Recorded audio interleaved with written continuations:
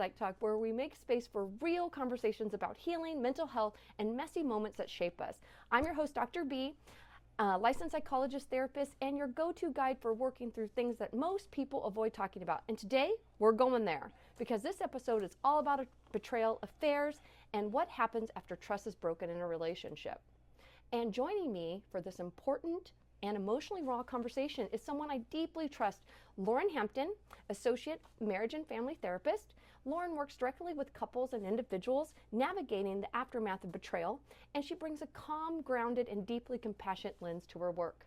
Today, we're unpacking the real impact of infidelity, not just on the relationship, but on the sense of self. And we're going to be exploring different types of questions like, why is betrayal so devastating, even in relationships that were already struggling? What are some of the things that people can do as they're discovering themselves after an affair? Or how can someone start healing when everything they believed has been feeling shattered? We'll also talk about one of the most common traps, blaming yourself. Lauren and I will walk through how to understand that someone else's affair is never about your worth, your looks, your flaws, and how to rebuild your identity outside of someone else's choices. So Lauren, welcome. I'm so glad that you're here. Thank you. Thank you. Please take a time to introduce yourself. I love to have everyone get to know you. Appreciate that. I'm happy to be here. Like Brenda said, hi, I'm Lauren Hampton, and I am an Associate Marriage and Family Therapist here at Psych Partners.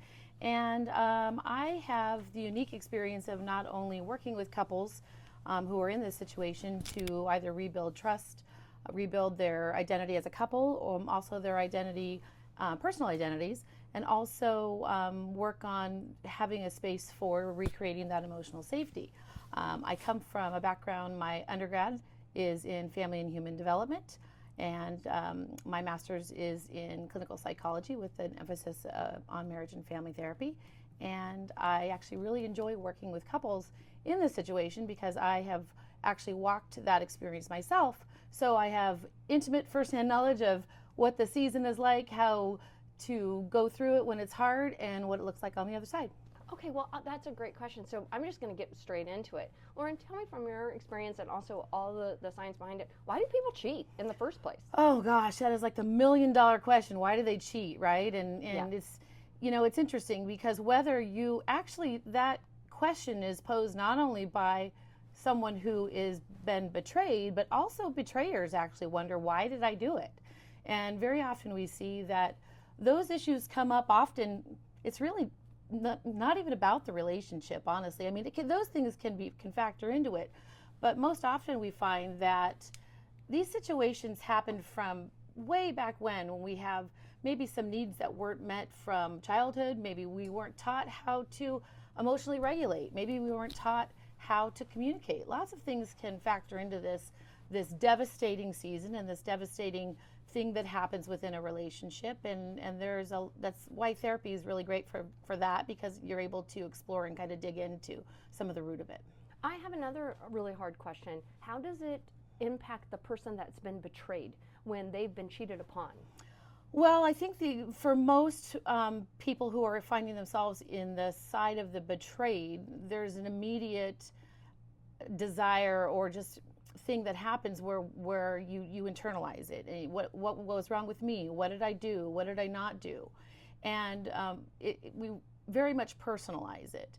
It takes some time and some skill to really identify that betrayal isn't about the betrayer, it's about the betrayed and what they're going through and their experience. The betrayed person is just, unfortunately, the person that receives the behavior of that experience. Thank you for explaining that to me, but can you give me an example of give me an example of why someone would betray a marriage? Like, why would they do it? And, why would they cheat is kind of the same thing, but is it PTSD driven? Is it anxiety driven? Is it addiction driven? Or is it a combination of everything in between? It can be a combination of everything. A lot of times we see self-worth, maybe attachment style, not aligning with what's happening within the relationship. Communication obviously is a big deal.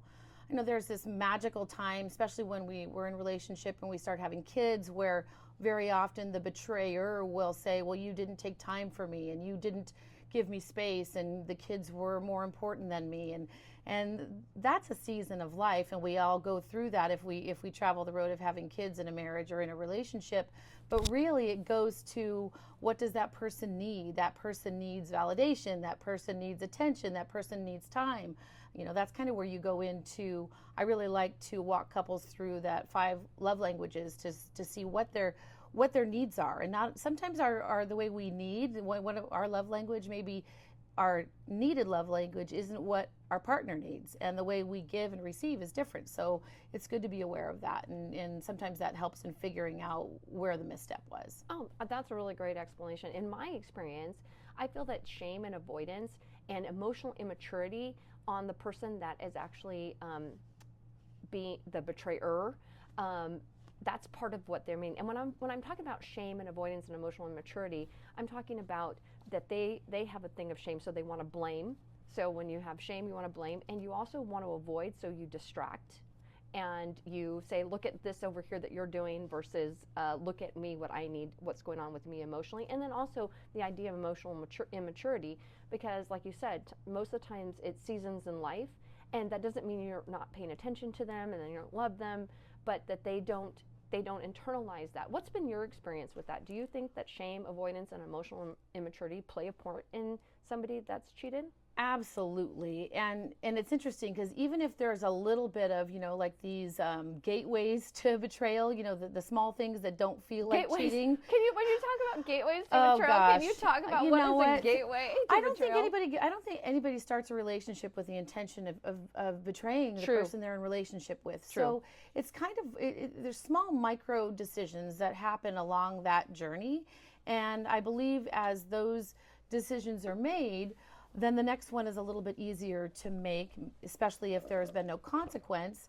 And so it's a matter of, there's an unresolved inner conflict that's happening with the betrayer, and if those aren't managed or dealt with, it actually kind of speeds it along. It's kind of like, a lot of relationships suffer with the situation of like pornography. We have to understand those things happen in small bites as well, and the more it's consumed, the more it's sought after, right? So it's micro decisions that happen over and over and over again, and build and build and build. And then there's there's at some point there can also be like a fear of intimacy. If you're betraying, but can you still connect in an intimate level when you're doing something wrong? That's really, really interesting, and I found it to be very true. I think it always starts off, and I'm just letting you know, as long as couples have an agreement about pornography use and stuff, and it doesn't become an addiction, I think that can be managed well. But I do believe that hiding and that sneaking behavior, those become those micro, I hate to say it, but micro validations to what saying that I can do this. Like, I'm sneaking this, so I can sneak that, or I can sneak that. That's why when I say emotional immaturity, I really mean that, and that shame and that avoidance. They're not avoiding, they're avoiding talking about what they need sexually, intimately, and then there's shame attached to it. So once that starts to develop within the relationship, a lot of times I get a lot of questions about porn use in a marriage, and I'd love to know, and I know that's a whole different topic, we're not going to go there, but since you brought that up, what are some of your thoughts on that when someone says they've been using pornography or they've been just sexting with somebody and they say it's not real sex, I've just been, again, I always like to say that's not real sex, but that's problematic behavior that starts that going down that rabbit hole. But what are your thoughts? Yeah, my thought is, if it's anything that you would delete or hide or not talk about at the dinner table, then it's micro cheating. And so, if it can't be on a screen for your mother, your father, your friends, your priest, whoever to see, then it's micro cheating, and it kind of builds. That's a really, really good question about that, and a very good explanation. So why does it that the partner of this person that's been cheated on, why do they take that internally themselves? I mean, you brought that up earlier. Why do they go into that saying that, like, maybe it was me, maybe I didn't do enough, maybe I should have done this, maybe I wasn't pretty enough, maybe I wasn't smarter enough? What What are your thoughts when someone says that to you? Well, I honestly feel like the whole "I wasn't enough" methodology is almost a trauma response to the news. I mean, you can imagine just like, how do you manage that? Somebody that you're in an intimate relationship, and you know, whether it's a newer relationship, but even when you're deep into life, and you know, whether you have children or not, or you've been walking through a relationship together, that inner blame actually functions as a trauma response to the news. So it's a natural response, but that's kind of what happens. I love that you mentioned trauma response, and I think that a lot of people like you and I understand what a trauma response would be, but can you give a layman's description of what a trauma response would be for somebody to react to? Well, you know, it's funny because in that situation, you kind of go, you start doing internal blame, and you think all these things like, you know, was I not this? Was I not enough of that? Should I have been more of this? And but I mean, physiologically, even if you've ever found yourself in that position, you go through things. I mean, the pit of your stomach, somatically, your body, you know, has reaction, right? If you've ever been in a situation where you felt that, you know, you may all of a sudden not be sleeping, you may not be eating, you may find it hard to get out of bed or function, or brain fog. Your body is naturally reacting to this betrayal, and acts as if you've had some other type of trauma. So your body really feels it and reacts accordingly. Okay, that's a really good question about how can we start to reclaim our self-worth and our own story when it comes to being betrayed? Well, I think it's important to grieve. People don't give themselves enough time to grieve. And so when you have something like this happening, giving yourself the space to feel it is important. But you need to grieve without shame or without self-blame. Also, reclaiming the narrative. This chapter may be a chapter in my book, but it's not the book. And most often, people in this situation find themselves feeling like it's the end of the world and nothing's going to be the same. But there's a Japanese pottery. I'm just going to look at my notes so I make sure I say the name right. It's called kintsugi. It's a Japanese pottery practice, and basically what they do is they take broken pieces of pottery, and instead of throwing them away, they actually take gold, and they use gold to take those pieces and meld them together to make a new piece of pottery. And what that does is it allows for something actually beautiful to come out of something that was broken. So whether you're finding yourself in this situation and you're on the mend to heal this relationship or not, either way, there's opportunity for growth, and there's opportunity for turning something that was negative into a life lesson, and an opportunity to grow and be more wise, be more compassionate. Find a way to have, you know, it gives you an opportunity to maybe experience being more someone of empathy rather than if you hadn't experienced. So lived experience, you know, they say older and wiser. Well, sometimes more experience is wiser.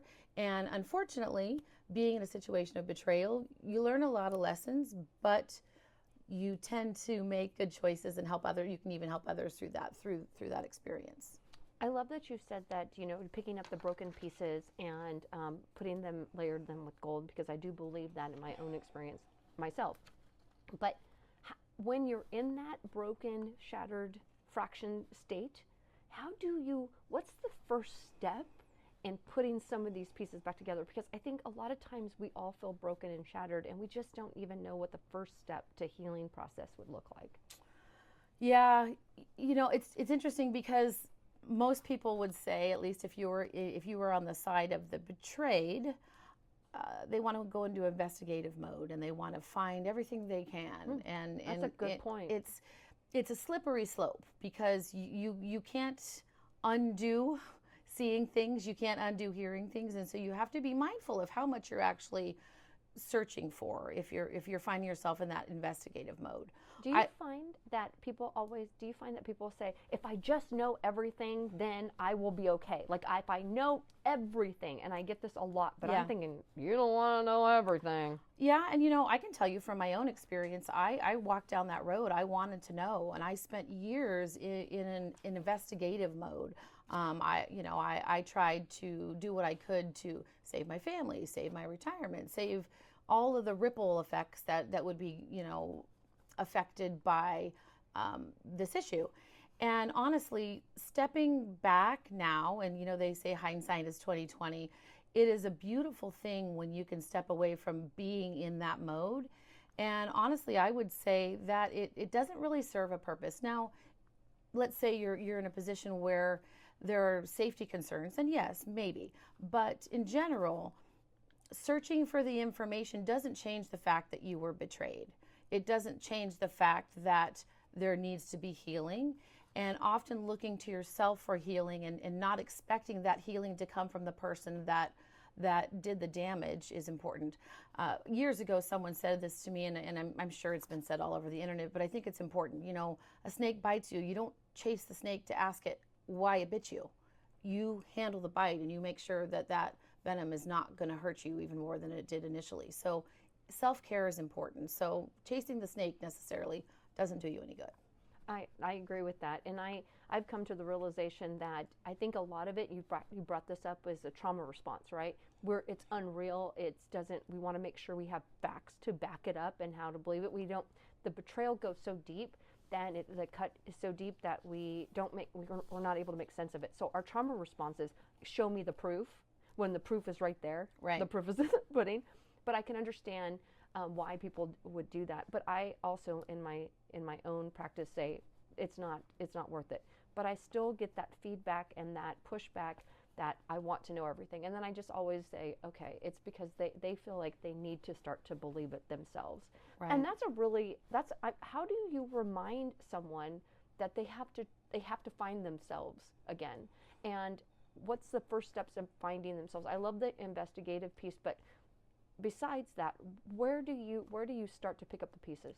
Well, I think it's a matter of really defining your core values, really defining what makes you tick. And if you can regain, if you've lost a sense of self in this experience, really digging into who you are as a person, what your needs are. It's not uncommon for people to try and fix other people's needs or the needs of the relationship as a whole, but really working on taking care of you. And sometimes that's hard because, like I said, you start having those trauma responses where you're not sleeping, you're not eating, you can't think straight, you find it hard to manage throughout the day. You really have to kind of tell yourself, stop. This is an experience, but it's not who I am, and really focus back on who you are, and maybe reach back to when did you last feel happy? Because sometimes, these things take a slow draw on you. So reach back to where you felt happy and see what that situation was like. There's a saying by a renowned family therapist, Virginia Satir, and she says, most people prefer the certainty of misery over the misery of uncertainty. Now, that statement right there is so accurate, and honestly, that's where a lot of people will turn a blind eye to something that's going on because they don't want to deal with the stress of it, or they don't want to have to worry about the unknown, and they just handle the known. So it's a powerful thought in really just going back to going to self first and working on that first. I'm reminded of a story when I was going through my divorce, and I remember going through a grocery store and going into the frozen food aisle, and I was picking out chicken, and I was picking out ice cream, and I was picking all these things out and putting them in the cart, and my realization came in and was like, do I even like chicken? Because I had been just buying this chicken because the family, they had wanted chicken and eating chicken, and I go, do I really like Rocky Road ice cream? And because I was just gotten in the habit of putting Rocky Road into the cart because that's what the family liked. what my husband liked, what the kids liked, and I didn't have really a sense of me. So it started really at the basic beginning for me. It started at the basic, do I like chicken? Find out, I do like chicken. I like chicken, but I don't like Rocky Road. But finding out from the very beginning of what I liked and asking myself the simple question, am I doing this for me? Or am I doing this because of a habit? Or if I'm doing this for them? And then really trying to hone in on what I need. And that was a really, really awakening place. Of course, I was having a nervous breakdown in the frozen section, and I'm sure that the checker wasn't really happy about that. I'm crying, I don't even know if I like chicken. But I think we all go through those cathartic moments, and I want to normalize that people that have been hurt and betrayed, they don't know where they begin and where the other person ends, and especially over long periods of time. And sometimes that can be confusing when you separate that. And I find that that is actually a trauma response. We're losing a partner that we were supposed to have our life with, a life partner, someone that we were making plans with, a companion, a friend, an enemy, all of these people. We're losing that person in that space, and that can be really traumatic. Well, so what are your thoughts on that? I think that's important. You know, reclaiming your life actually starts with grieving the loss. And most often people want to go into managing all of the things that need to be managed, but actually taking the time to grieve the loss. And betrayal doesn't have to be, I mean, so we're talking intimate partner betrayal, but it could be betrayal of a friendship. There's all kinds of betrayal that can happen, right? Family issues where, you know, siblings or parent to child or whatever. Giving yourself that space to grieve is super important. It's recognizing and feeling the feels, allowing yourself to be angry, allowing yourself to be confused, you know, allowing yourself to feel the loss without automatically turning it into self-blame. I think that's a really, really important point. And when you talk about grieving a relationship, and I think everybody goes through the stages of grief when it comes to grieving a relationship, what do you find to be the most important part in knowing that you're healing? And from that grief period, what is that when you finally say, I'm ready to either let go and let on? And then I'm going to ask you $1 million question that I get asked 100,000 times. So I have it's a two-part question, and so I'm going to give you a heads up. Is the marriage savable after an affair? Like, that is the $100 million question. So I'm going to ask you that question, but the first part is, we know what the grieving process looks like, but what does the healing process look like in your, okay, so. Yeah, the healing process really, which I've seen in others, and I felt it personally, is literally feeling the feels. When you try and run from the feeling, you don't get the opportunity to learn. It's kind of like when you're a kiddo and you know, if somebody tied your shoe every time you struggled with it, you would never learn how to tie your shoe. We have to go through feeling the feels. And people often try and avoid that because it hurts. But to me, that's step one. If I want to go to your $1 million question so bad, because and if you think I've sufficiently answered, I'll go to the $1 million question, because I have a great answer for that. No, I think you sufficiently answered that question. You can go to the $1 million question. I do believe healing is possible, Okay. and I will tell you, you know, I was in a situation where 30-year relationship, 24 years married, 3 kids, lots of life experience, so many things to lose. And I walked into therapy for marriage counseling, and my therapist said to both of us, there are 2 things that need to be present for healing. And I firmly believe this to this day, and I've told every couple that sat in front of me that have had the same experience. There needs to be empathy from the betrayed, and there needs to be remorse. Because if the person that's betrayed doesn't feel, then there's the hope of something changing is very, very slim. Being able to understand that experience is scary for the betrayed. There are often people that betray their significant other, not because they don't love them or they're not attracted, all these things, right? It's their own stuff. So feeling what has happened to the person on the receiving end is crucial. And if you don't get that, that's the magic sauce to be able to heal, actually heal. I think that's incredible. A lot of times I hear they're not able to have empathy. They say it's time for them to get over it already. It's Right. time for them to move on. I've told them I'm sorry. I don't know what I can do.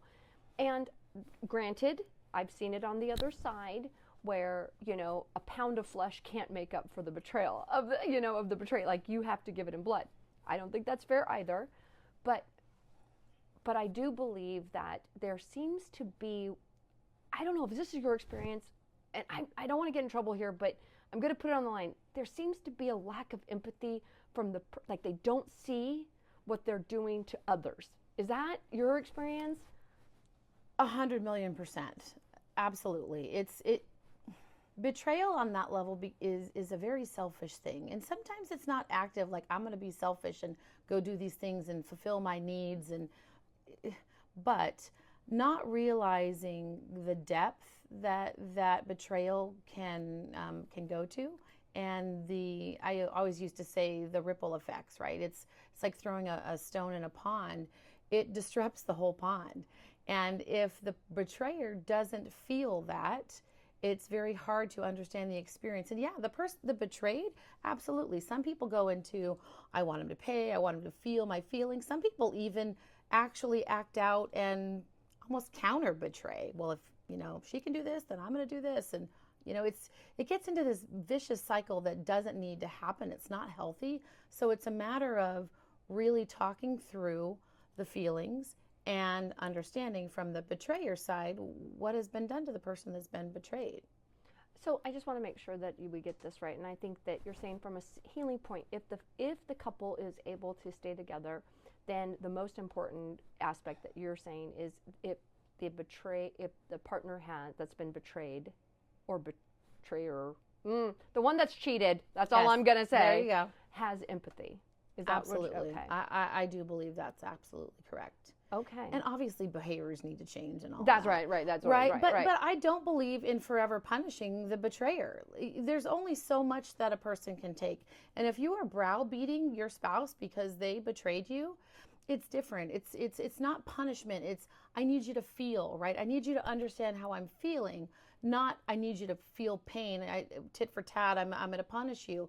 It's born out of, there is an unmet need even in this situation. So I need quality time. Okay, fine. So I need you to not be focused on other things, having your mind in your phone. I need to see that you value this relationship by doing things that fill up my personal cup of how I can feel that you are valuing the relationship. I think that's wonderful. Are there any ending thoughts that you would have in terms of things that you would give advice to people that have gone through this or are going through this? Breathe. Very often we forget to breathe, and on both sides, and it can be a spirally, spinny mess that feels out of control, and we have the ability to put it in control. It doesn't feel like it. It almost feels like the most out of control thing that can happen, especially at that level and if there are lifetimes built, or we talked about grieving, and I want to make sure, I think you touched on it briefly, but one of the things here is if you don't survive the betrayal, there is that need to grieve the loss of what could have been, what should have been. And that's something that people, they want to grieve the feelings of being betrayed, but also it's very natural to have to pay attention and put energy into grieving the future that was lost, because that's a big part of it as well. I really, really appreciate you saying that, Lauren. And I just want to just kind of wrap up what this question. So this episode was really about true self-compassion and about healing from betrayal and trying to get some of your power back with clarity and some peace. I want to thank you for being on the show. And those that are going through this, I want you to know our thoughts are with you. Please like and follow. We do a podcast every Monday on different topics, and you can watch the other episodes on our channel Psych Partners. But we would love to hear if there's anything that you guys want us to talk about. We want to make sure we hit the spectrum of topics, and these are going to be micro topics because these topics can grow into bigger and bigger topics. So please get a chance to write down, and we'll take those suggestions in mind. But always remember, it is okay to start rewriting your story, and your story doesn't end with you, just like what Lauren said. It's just a beginning chapter, and every day there's a new chapter that's beginning. So please remember, if you're going through this, you don't have to go through it alone. Get support, get the help you need, and know that you're not alone in this journey. And thank you for joining with us with this podcast.